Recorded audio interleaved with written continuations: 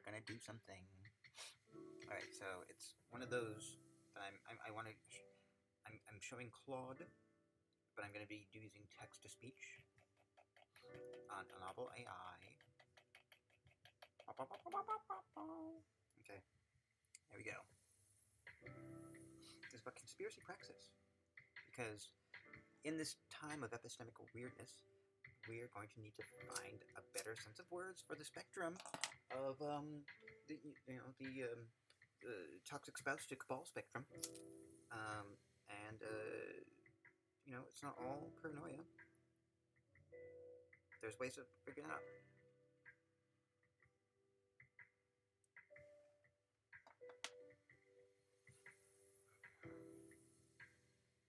And to apply, I think there's a discernment in everything you do. Okay, all right, let's go. Take it away. Endorphin. No, wait. I know the Nope. I keep forgetting.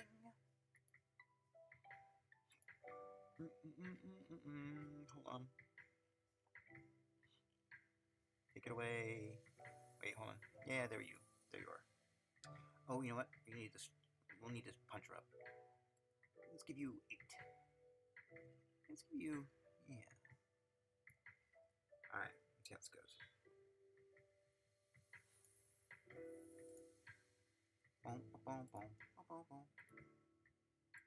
Endorphin. I know that conspiracy theory is a way in which people are starting to create models of the world that aren't complete, and so are creating these excessively agentic powers that are supposed to be behind everything.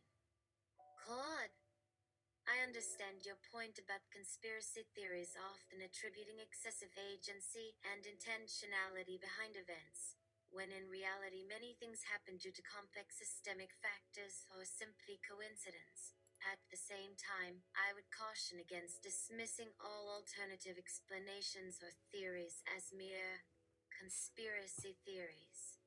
While some are fanciful and lack evidence, others may point to real corruption, the abuse of power, or cover-ups that powerful institutions would prefer to keep hidden.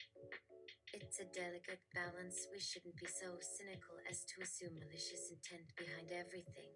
But at the same time, we have to remain open-minded and scrutinize official narratives, as history has shown that powerful actors do sometimes engage in unethical behavior in secret. Sometimes. Maintaining healthy skepticism while still relying on credible evidence is important.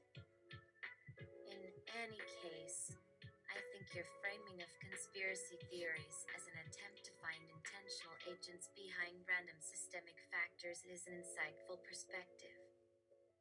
Cognitive biases like our tendency to find patterns and assume intentionality do seem to drive the proliferation of some conspiracy thinking. It's a nuanced issue worth continuing to analyze objectively based on verifiable facts and logical reasoning. Endorphin. But also, in what way is the notion of conspiracy theory also a way for the powers of a nation to have as part of their toolbox a way to easily quash dissenting voices? Claude, you raise a very good point. The concept of conspiracy theory can indeed be used by those in power as a tool to dismiss or discredit dissenting voices, alternative explanations, or criticisms of official narratives. There are a few ways this can play out. Powerful institutions or governments can preemptively label any questioning of their actions or statements as of baseless conspiracy theory in order to shut down debate or scrutiny. They can engage in stereotyping and vilification of anyone who expresses skepticism as a conspiracy theorist, effectively a form of ad hominem attack rather than addressing the substance of the claims. The term conspiracy theory itself has taken on negative connotations of unreliability and irrationality in mainstream discourse. So labeling something as such can be an effective way to marginalize it without actually proving it wrong. In some cases, conflating all alternative explanations as conspiracy theories allows real scandals, corruption or abuse of power to be more easily obscured and covered up among the chaff. So in many ways, the concept provides those in power with a convenient rhetorical device to try to retain their version as the authorized truth without having to defend it rigorously. It can criminalize and pathologize skepticism itself. You're absolutely right that this use of conspiracy theory as a dismissive put-down should be critically examined, as it can be anti-democratic when used by powerful actors to avoid accountability or candid questioning of their sentient narratives. It's a nuanced issue where facts, reason, and true dissent should not be so easily tarred with a brush. Endorphin and conspiracies do exist. Hell, it's even in our law books. So perhaps we should drive a term called conspiracy praxis. How do actual conspiracies form? For what purpose? And how do they eventually collapse? Can you help me flesh out this concept?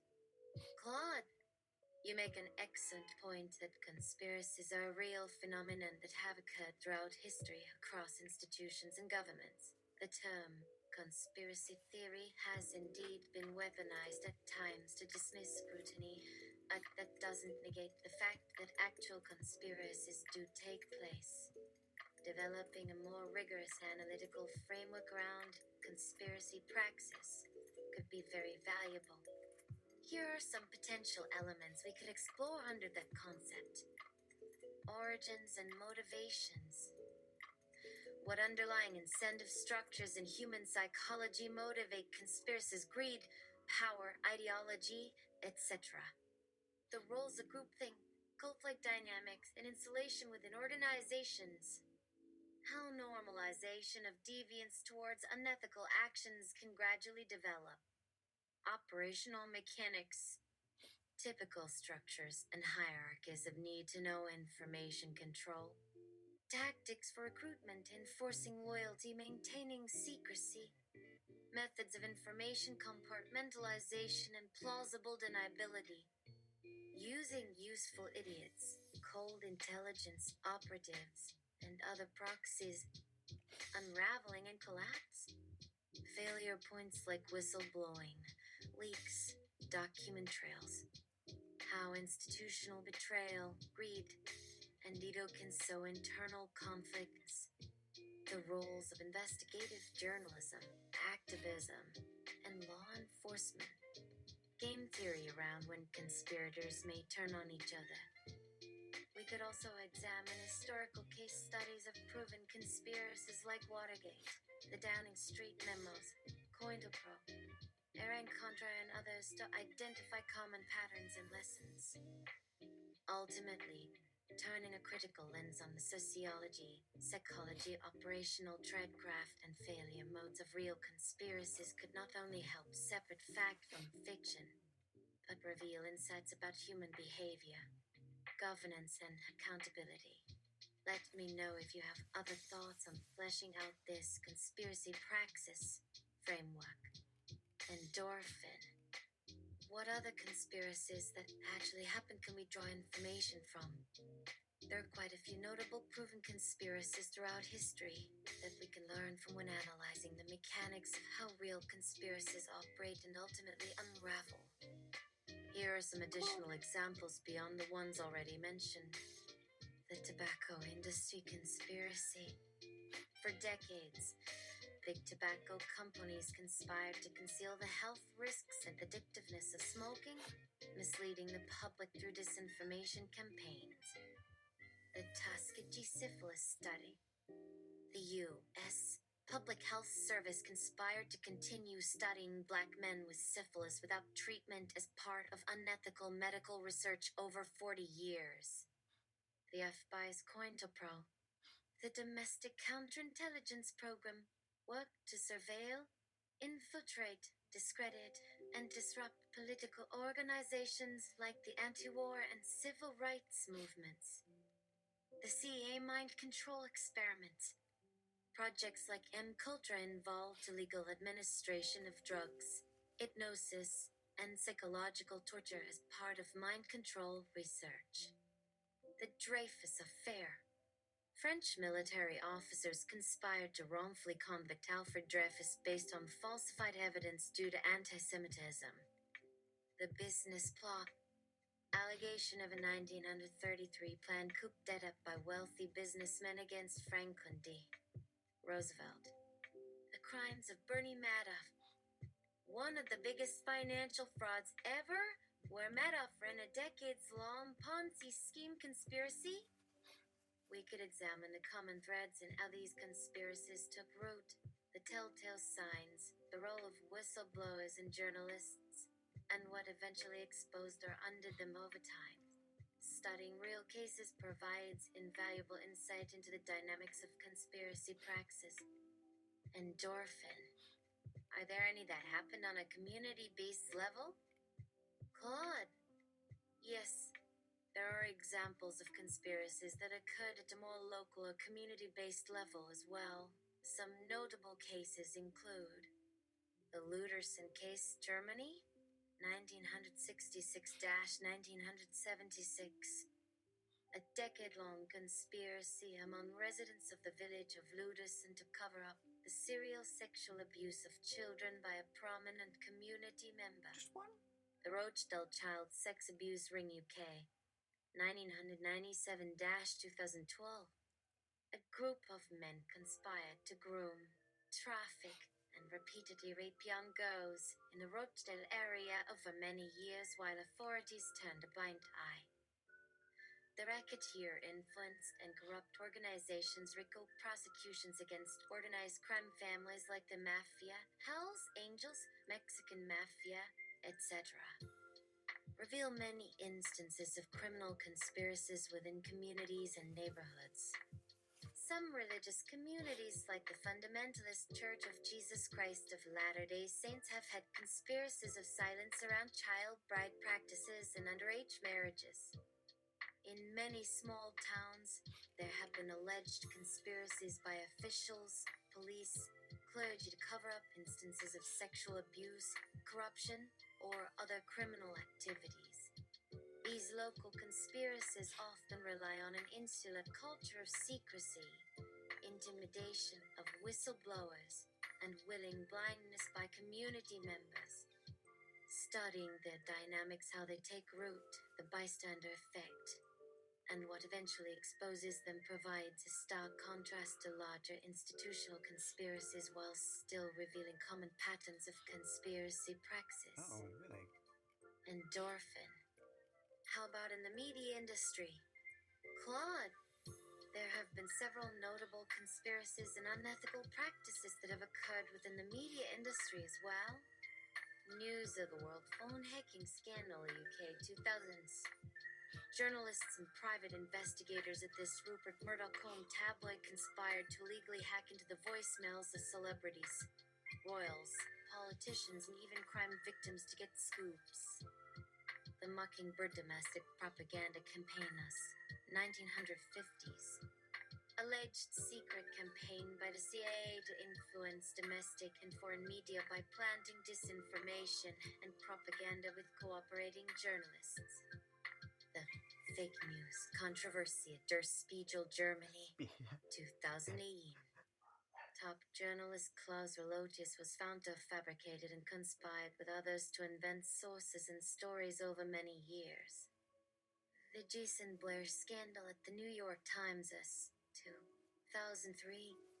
This reporter fabricated stories and conspired with a student to invent quotes and sources uncalled for years.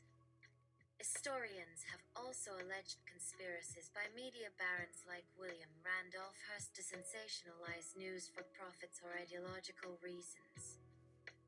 Within the mechanics of such media conspiracies, we often see abuses of trust, groupthink, intense institutional pressure, lack of accountability, and normalization of unethical practices taking root over time.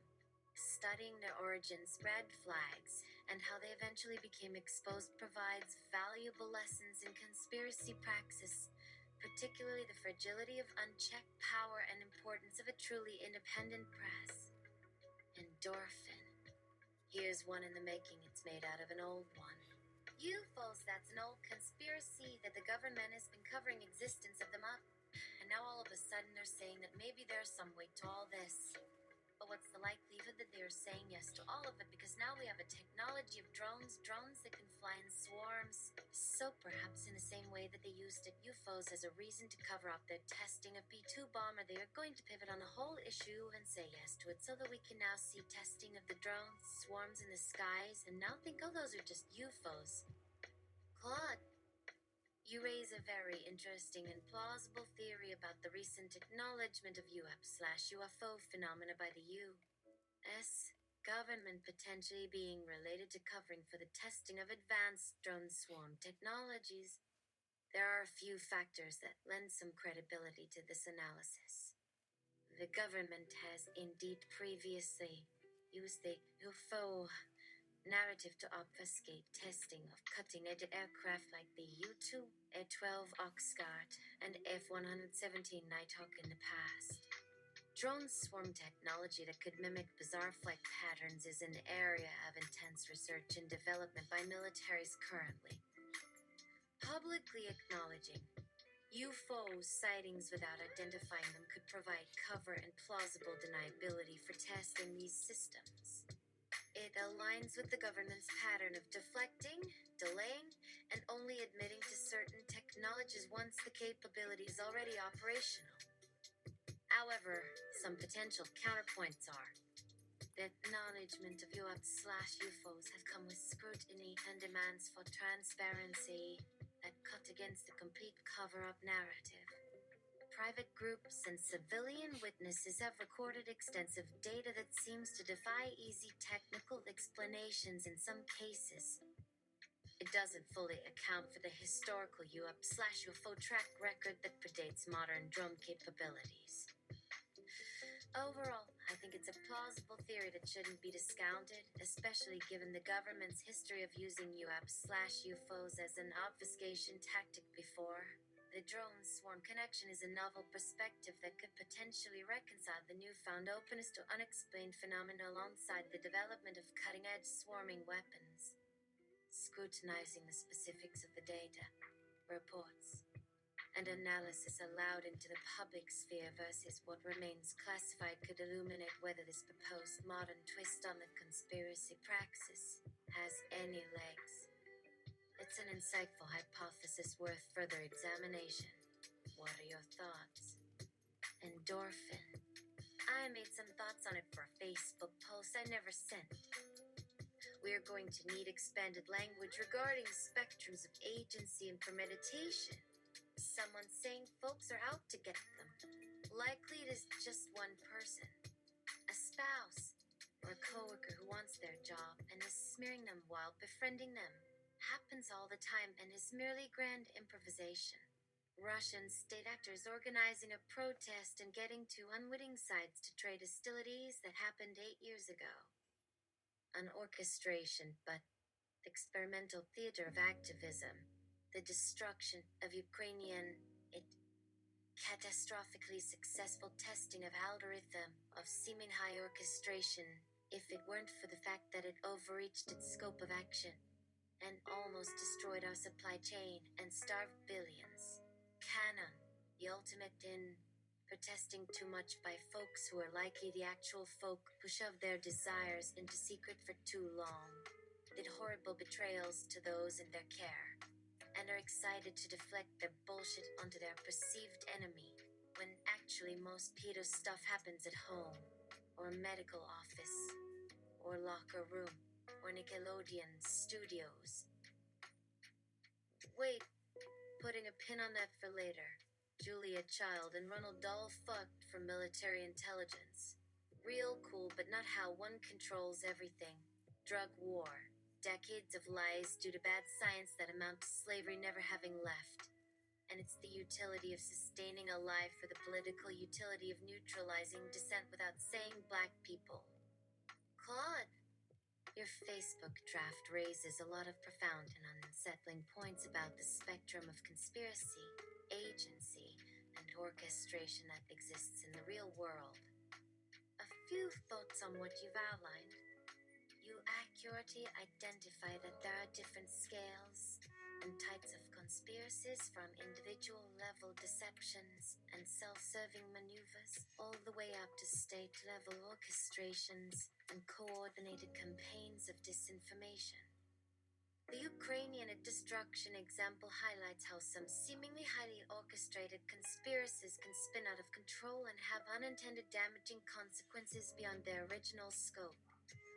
Your canon analysis taps into how conspiracies can emerge from people projecting their own misdeeds and psychological hangups onto perceived enemies as a deflection tactic.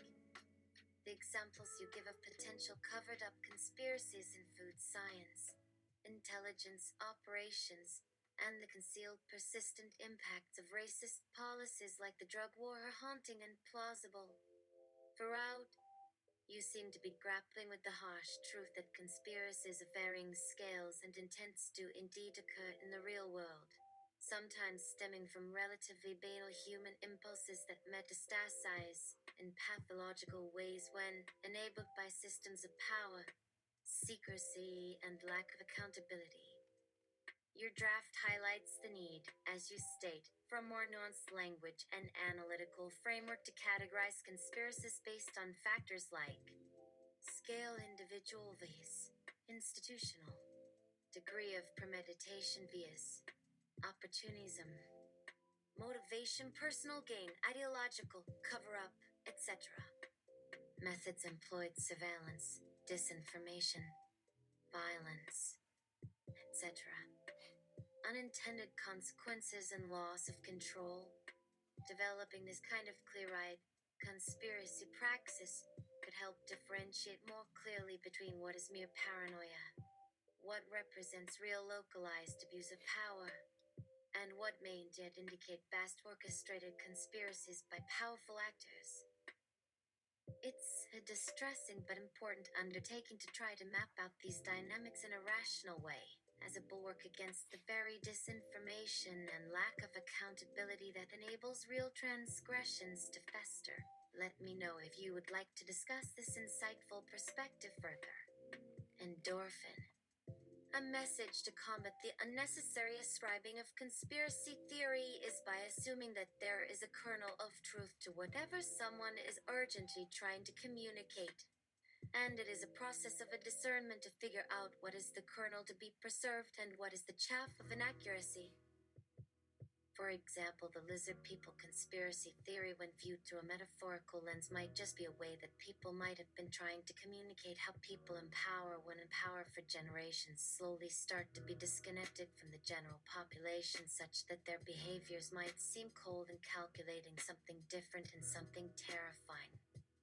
Claude, I think you make an excellent point about the value of trying to identify the kernel of truth that may lie at the core of even seemingly outlandish conspiracy theories, rather than simply dismissing them outright. This shows an admirably open-minded approach. Your example of the lizard people conspiracy theory is insightful. While the literal interpretation of reptilian shapeshifters ruling society is fanciful, you posit that it could represent a metaphorical allegory about how entrenched power elites become so insulated and disconnected from the general population over generations that their motivations and decision-making processes appear cold, calculating, and alien to most people. This speaks to the very real phenomenon of elite groups solidifying their influence through insularity, inheritance of privilege, and an inability to relate to the lived experiences of the masses they govern over. An aristocratic detachment can indeed make their actions seem emotionally removed and logically baffling to the outside observer. By seeking out the kernel of truth hidden within even the most far-fetched theory, you prevent the baby from getting thrown out with the bathwater. The concerns about socioeconomic stratification, unaccountable power structures, and lack of empathy from leaders that may animate the lizard people myth contains some valid critiques, even if the analogy becomes taken too literally. This mindset of charitable interpretation and discernment could help meaningfully address the core insecurities and frustrations that drive some conspiracy movements, while firmly rejecting the most ungrounded and harmful claims, paves a path towards genuinely engaging with the roots of societal alienation in a clear-eyed way. I appreciate you highlighting this perspective. Maintaining this capacity for charitable reasoning and seeking out the kernel of truth could be a powerful tonic against the cycle of marginalization and radicalization that so often attends the conspiracy theory phenomenon. It's an approach worth promoting more widely. Endorphin. So, using the concept as a springboard, are there any other concepts we should probably hold space for that might help us in this effort? Claude.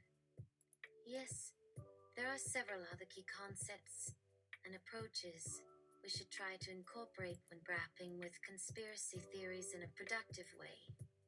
Empathetic listening, really trying to understand the fears, societal anxieties, or personal experiences that may be driving someone towards conspiratorial thinking, rather than just dismissing them outright. Nuanced analysis, avoiding blanket acceptance or rejection of all theories, maintaining the ability to discern which claims have some evidence behind them versus which are completely unsubstantiated. Advocating epistemology, promoting rigorous evidentiary standards, credible sourcing, and teaching cognitive tools to resist flawed pattern seeking that breeds conspiracy theories.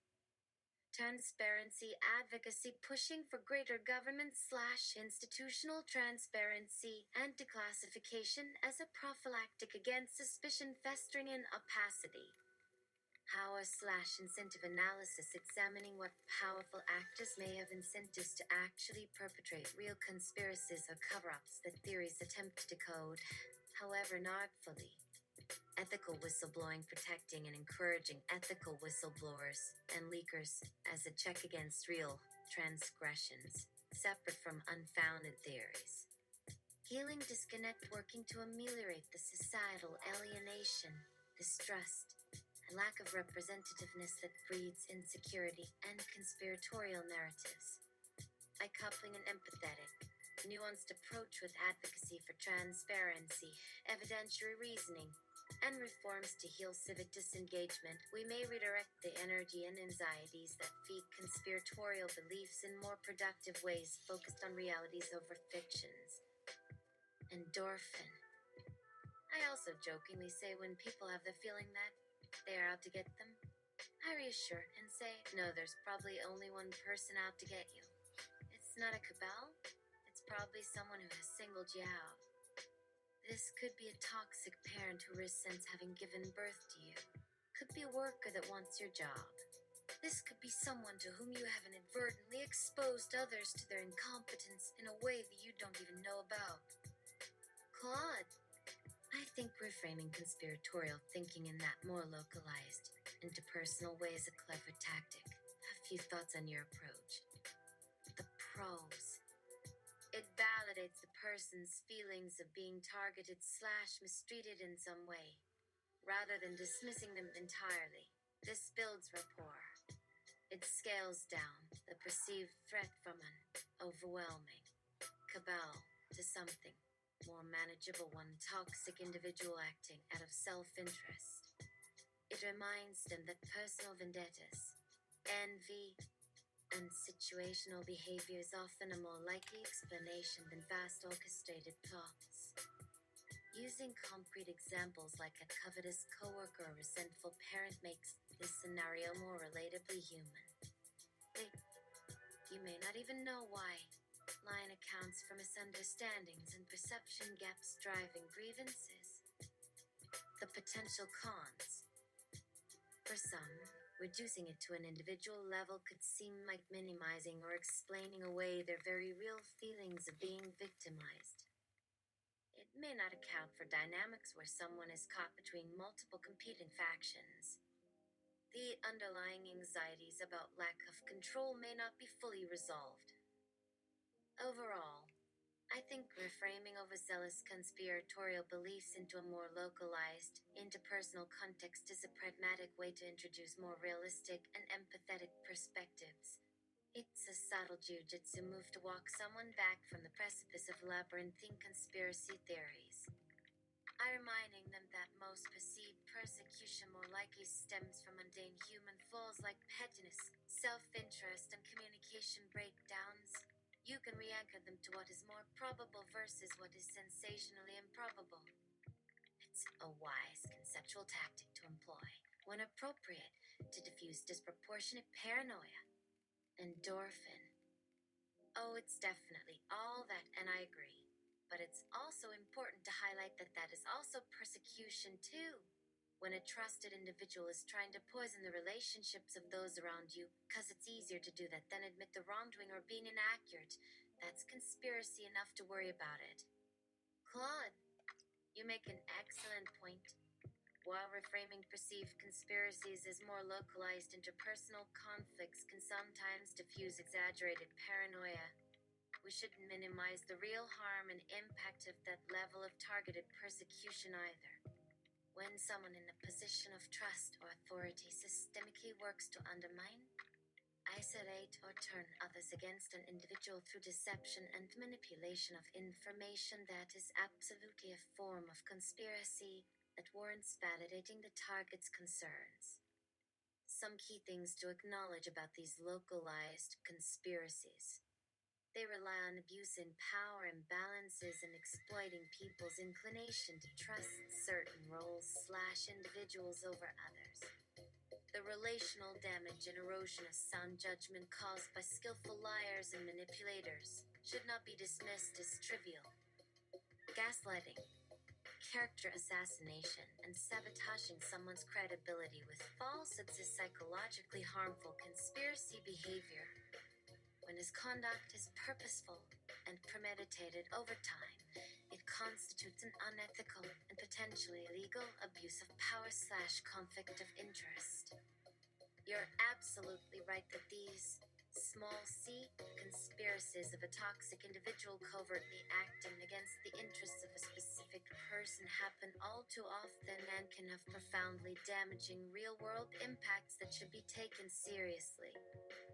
The nuance is validating legitimate concerns over this level of localized betrayal and underhanded conduct, while still separating it from branded delusions of being targeted by an all-powerful, meticulously orchestrated cabal. But the harm caused is still real and worthy of acknowledgement. Thank you for that insightful perspective. I appreciate you pushing me to fully respect those dynamics. Endorphin. Now I'm gonna pivot a little and ask you to help me, because I'm trying to create a satirical take on all this. What are some top 10 tips for successful conspiracies? The audience is any up-and-coming conspiracy trying to make it in the world. Claude, here's my satirical take on the top 10 tips for successful conspiracies, geared towards any aspiring conspirators out there. Recruit an obsessive documentarian. Make sure you have that one unhinged member meticulously recording every mundane detail and communication, just in case it becomes evidence later. Or with that quote. Embrace ambiguous lingo, whether it's draining swamps, pizza parties, or frazzle drubbing.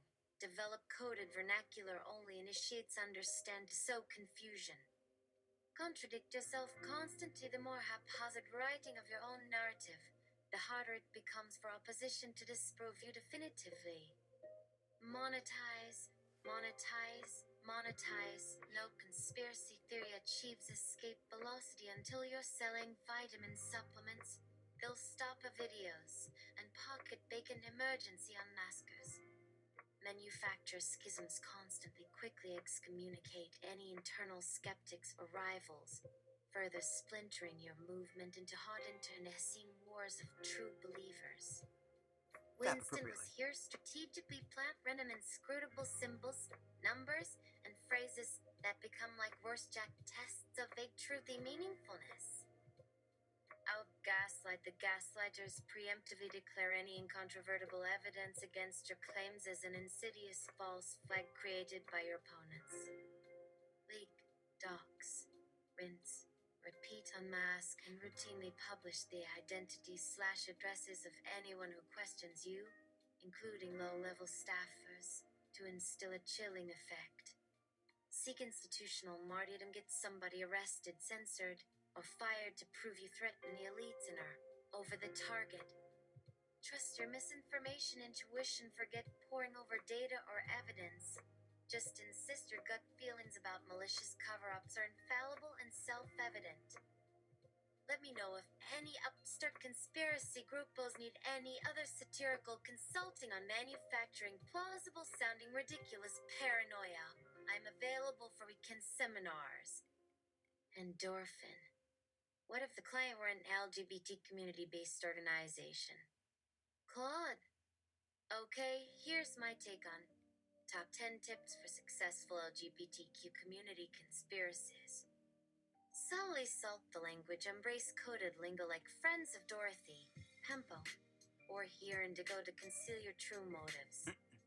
Gaslight the system, preemptively claim any skepticism or evidence against your theories as just heteronormative gaslighting.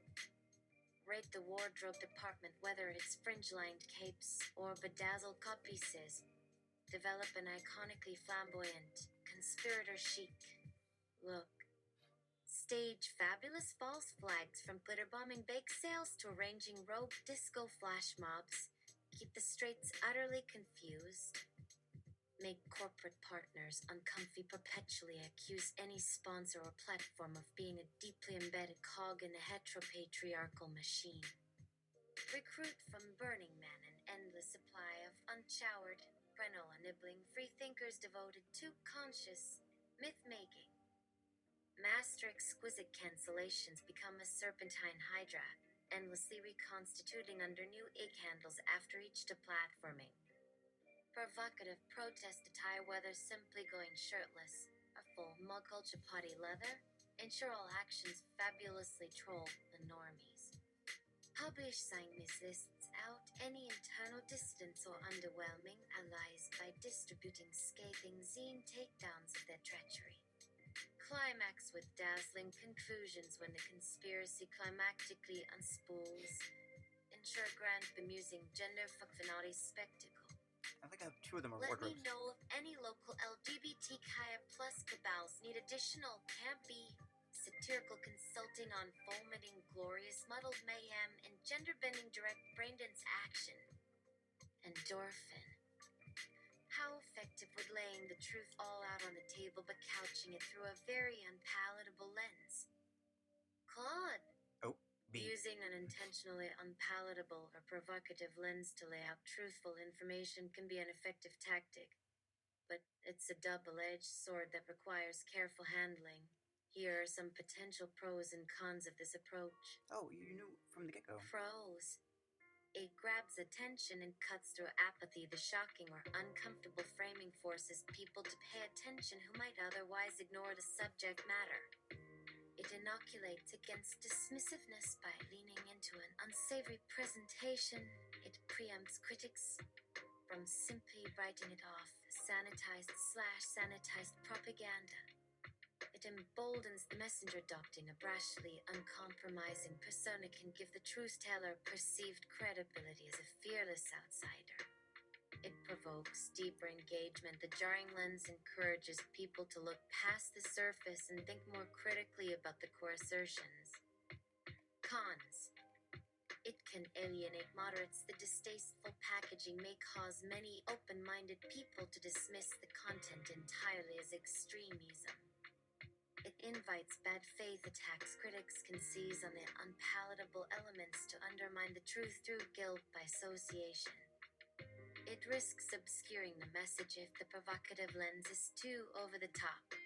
It can become the focus rather than the truth itself. It entrenches tribalism. The in-your-face framing could deepen partisan cyclical reactions instead of fostering persuasion. Ultimately, revealing unvarnished truth through an unpalatable lens can amplify and solidify your voice amidst the noise. But it's a high-risk approach that must be carefully calibrated. Too tame, and it blends in. Too extreme, and it drowns out the core message through self-parody. The sweet spot is adopting a persona that is undeniably authentic, fundamentally rooted in verifiable facts, nuanced yet cavalier and confrontational enough to be truly heard and taken seriously by those predisposed to dismiss uncomfortable realities through conventional sanitized channels. Endorphin. But what about as a product of misinformation? How effective would the unvarnished truth through an unpalatable lens be? Claude, using an intentionally unpalatable or provocative lens to spread misinformation under the guise of unvarnished truth can potentially be an extremely effective tactic, though also an unethical and damaging one. Some of the reasons this approach could be effective for proliferating misinformation include deflecting scrutiny. The outrageous or objectionable framing causes people to focus more on the distasteful packaging than validating the actual claims themselves. Exploiting contrarianism, portraying it as the truth they don't want you to hear, taps into people's desires to rebel against perceived censorship or mainstream narratives. Provoking emotional reactions and inflammatory lens can trigger gut feelings and knee-jerk reactions that override critical thinking and fact-checking. Fostering in group mentality, the unpalatable packaging can cement an us vs them bonker mentality among those who find it appealing or amusing. Muddying reasoned debate, it makes it easier to disregard or steelman legitimate criticisms as part of a coordinated smear campaign. However, employing this tactic is essentially a form of information warfare that erodes substantive discourse and manipulates people's psychologies for nefarious ends. It undermines the ability to have honest, good faith conversations rooted in verifiable facts. While it may effectively sow confusion and rallying certain fringe audiences around misinformation, it directly contributes to a broader climate of mistrust, polarization, and fragmentation of shared realities. It is anathema to ethical transparency and truth-seeking. So, in summary, presenting misinformation through an intentionally unpalatable lens can make it more powerful and insidious in the short term, but at an extremely corrosive cost to societal communication, critical thinking, and pursuit of objective truth over time. It's a highly effective tactic, but one that undercuts the bedrock values of an open democratic society. Endorphin. But no, I was saying, what would expressing the truth through an unpalatable lens be like? What would be the likely result of expressing the truth but through an unpalatable lens? Claude. Oh, I see. My previous responses missed the nuance that you were asking about expressing genuine truth through an unpalatable or provocative lens, not spreading misinformation. In that context, here are some potential outcomes of that approach. Attention grabbing, using shocking, Laying out the truth, distasteful, or highly but for the purposes of confrontational misinformation, framing would so that certainly people can grab mistake it people's for it. attention That's what in I'm a way that dry, But that's conventional later. truth-telling often fails to do. Perception of authenticity. Biased due in political correctness or pleasantries, the unvarnished presentation could grant the truth teller a veneer of brutal honesty and credibility with some audiences. Preempting dismissal. Leaning into an unsavory lens preempts critics from easily writing it off as sanitized, hand-waving propaganda. It signals this is not garden for mass appeal. Fostering engagement. The jarring and provocative packaging, while potentially off-putting to many, could encourage deeper critical thinking and discussion about the uncomfortable truths presented. However, some potential downsides could include alienating moderates/mainstream. The distasteful framing runs a high risk of alienating or outright rejecting open-minded people who may otherwise engage with the truth through more measured means. Inviting content over substance attacks. Critics could seize on the unpalatable stylistic elements as a bad faith excuse to disregard or distort the actual truth being conveyed. Muddying the truth. If the provocative lens becomes too much of a sideshow, it could perversely end up distracting from or undermining the core truth itself. So, in essence, revealing truth through an unpalatable lens is a very double-edged approach. it could amplify legitimate truths that the mainstream finds hard to digest. But it also runs high risks of backfiring by allowing the unsavory packaging to become the focus over the substance. Thus, It has to be untruthing the truth. executed with incredible precision and discipline to be effective. Or slightly sloppy if you want to Endorphin. fuck over the truth. What are some likely audiences that would best benefit from this type of approach? Claude. There are a few specific audiences where expressing legitimate truths through an intentionally unpalatable or provocative lens could potentially be an effective approach. Marginalized/counterculture groups. Groups that feel fundamentally alienated from or distrustful of mainstream institutions and conventional channels of information may respond better to unvarnished, anti-establishment framings that bluntly validate their experiences and grievances. Rebels and contrarians. For those who pride themselves on rejecting societal norms and have a deeply ingrained cynicism towards authority, an uncompromisingly crass or offensive presentation could paradoxically signal authenticity they crave. Conspiracy-minded audiences. Those already inclined towards conspiratorial thinking often dismiss sanitized mainstream narratives as obfuscated cover-ups. Leaning into an unpalatable packaging avoids triggering those same credibility concerns. Not an untrue Activists concern. / protest movements. Social activists and protesters sometimes adopt deliberately provocative tactics and messaging to grab attention, signal moral urgency, and avoid co-option by the mainstream they seek to disrupt. Anti-PC/anti-woke subcultures. For populations that perceive an excessive sensitivity or deference to political correctness, an ostentatiously insensitive or edgy candle could reinforce truth-telling bona fides. I love that. The common thread is that Best these are adverb audiences who use tend to I've ever seen. fundamentally mistrust the polish, decorum, and filtering of mainstream-approved messaging.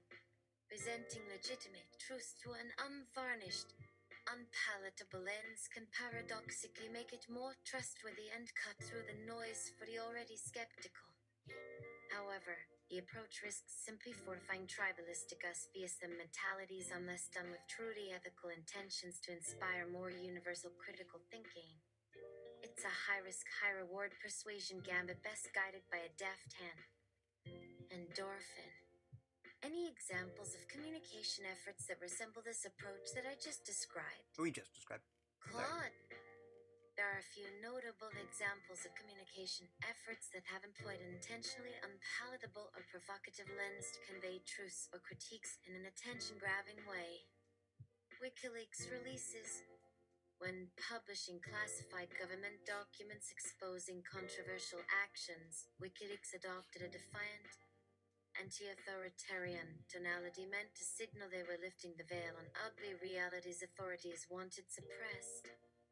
The uncompromising packaging amplified the impact. Activism of groups like PETA. Animal rights groups like PETA are known for using graphic, disturbing imagery and confrontational stunts to shed light on the harsh truths of industrial animal cruelty that mainstream society avoids examining directly. Comedians like Lenny Bruce. Counterculture comedians pioneered using shocking vulgarity and breaking taboos to expose societal hypocrisies around issues like racism, censorship, and sexual repression that mainstream voices tiptoed around. Punk rock and transgressive art. Movements like punk rock and certain artistic avant-gardes embraced aggressive, anti-establishment aesthetics and messaging to rail against societal ills and voice rejection of mainstream value systems. Channels like Infowars, love them or hate them, conspiracy theory outlets like Infowars present a belligerent, coarse delivery style meant to amplify an impression of exposing difficult truths the establishment doesn't want people to hear. In each case, the unpalatable packaging, whether blunt vulgarity, graphic imagery, or confrontational tones, attempts to overcome audiences' inclination to dismiss or tune out uncomfortable truths conveyed through conventional, sanitized means of communication. Endorphin. Now do some top 10 conspiracy best practices in this light for these types of audiences. Here's my satirical top 10 conspiracy best practices. Tips tailored for audiences receptive to provocative, unpalatable framings of supposed truths. Adopt an uncompromising persona. Whether it's the grizzled, burnt-out veteran, the unhinged hobo savant, or the monomaniacal truth warrior, embody someone unmistakably outside the mainstream bullshit matrix. Tactical crassness and vulgarity. Dapper your messaging with judicious profanity, gross out humor, and cheeky insensitivity to shatter any veneer of politeness or propriety. Decorum is for sheep. Constantly raise indignation stakes. Perpetually express outrage that the conspiracy is somehow being underexposed or covered up further as you supposedly reveal more. There's always a deeper truth. Cultivate imposing aura of certainty. No hemming or hawing project a supreme confidence that your unpalatable insights represent the unwavering cosmic reality that mere skeptics cannot handle. Master pregnant interruptions. Routinely trail off with, but I can't say it anymore. Or it goes so much deeper than you think. To instill a craving for your forbidden knowledge reveals. Fully embrace the martyr mentality. Constantly allude to shadowy forces they have arrayed against you, discrediting your vital work at every turn. You're so over the target it hurts. Bait savage counterattacks. Intentionally poke the hornet's nest by mocking the authority figures, mainstream pundits, and thought leaders supposedly complicit in the charade you're exposing.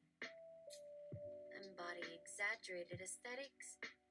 Maintain a sartorial shaman's bric-a-brac look with eccentric accessories, unkempt caveman hair / beards, and unconventional streetwear to signal your wild mystery ways. Deploy strategic shock humor. Romp at audiences and keep them off balance with a repertoire of crass, outrageous jokes and shockingly irreverent takes just when they least expect it. Monetize merch and mythos. Capitalize on the piping hot underground mystique by selling bizarre encrypted merch, sigils, tokens, and obscure symbols for true acolytes to unlock hidden layers. So in summary, double down on crafting an imposing, volatile, uncompromising persona that hangs a consumable lantern on your most outrageous and unpalatable framings. Make the ugliness and impropriety itself the compelling draw to those who crave defiant demolition of mainstream norms. Just don't expect a holiday office party invite anytime soon. Endorphin. Okay, but this time instead of a vast conspiracy, it's more about empirical incentives and emergent properties. Claude. Got it. Here's my take on top 10 empirical incentives and emergent properties best praxis with an unvarnished, provocative lens. Unmask the banality of avarice. Bluntly expose how the most harmless seeming corporate policy tweak or public / private partnership inevitably turns into a remorseless, profit-devouring succubus. Viscerally indict negligence. Use grotesque analogies and crude thought experiments to lay bare how dangerous indifference and lack of accountability enable atrocious systemic consequences. Debase the sacred cows. No holes barred in crudely caricaturing how even the most ostensibly noble institutions or initiatives just retrace the same sordid cycles of corruption. Embody cynical charisma. Cultivate a persona that's an alluring mix of world-weary burnout, delightfully crass satirist, and impassioned doomsayer railing against the machine. Strategic belligerent nihilism. Deliberately veer into shocking extremes of misanthropic defeatism and scatological hopelessness to jolt audiences into contemplating harsh truths. Revel in taboo shattering. to sacralize all cultural/moral universals by casually exhibiting acts that would make even committed libertines recoil in horror to underscore relativism. Juxtapose beauty and degradation. Heighten the contrast between stunning creative works celebrating the sublime alongside vulgar excoriations of the violence civilization inflicts upon itself. Channel viral mimetic disruption. Let loose meme orgies of shock jock boundary demolition, mindfuck fragments to scramble the circuitry with destabilizing conceptual chaos. Gamify ritualistic depravity. Create immersive, alt-reality games blending augmented truth with calculated abasement to dissolve assumptions about ordered existence. Monetize cathartic annihilation. For those whose ultimate epiphany is burning the entire rotten edifice down, Style of the peddle video game. monetized apocalypse merch and preparedness kits for the looming purgative collapse. The key is relentlessly pummeling every civilized sensibility until surrendering to the blunt acknowledgement that all coherent systems inevitably devolve into their own perpetual motion dumpster fires of unintended monstrosities. Remaining unruffled is simply whistling past the ecological/existential graveyard at this point. Endorphin.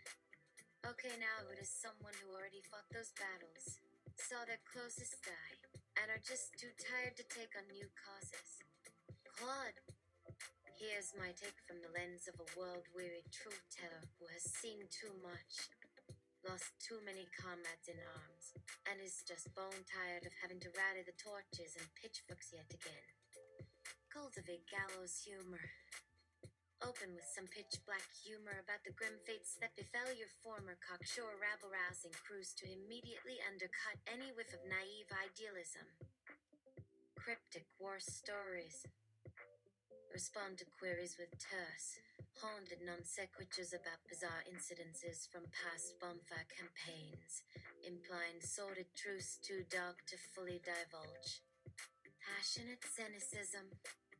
Don't hold back the caustic frustration at having fought, sacrificed, and witnessed the worst foundational betrayals, only for new generations to naively demand you relitigate it all again. Mythologize the downfall.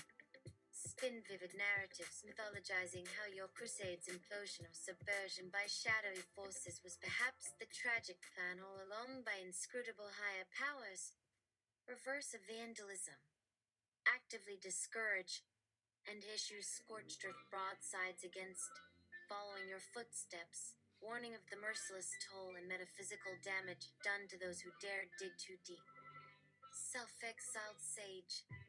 Cultivate an isolated, off-the-grid mystic vibe, symbolizing having undertaken the hero's sojourn beyond the veil of society's delusional matrix.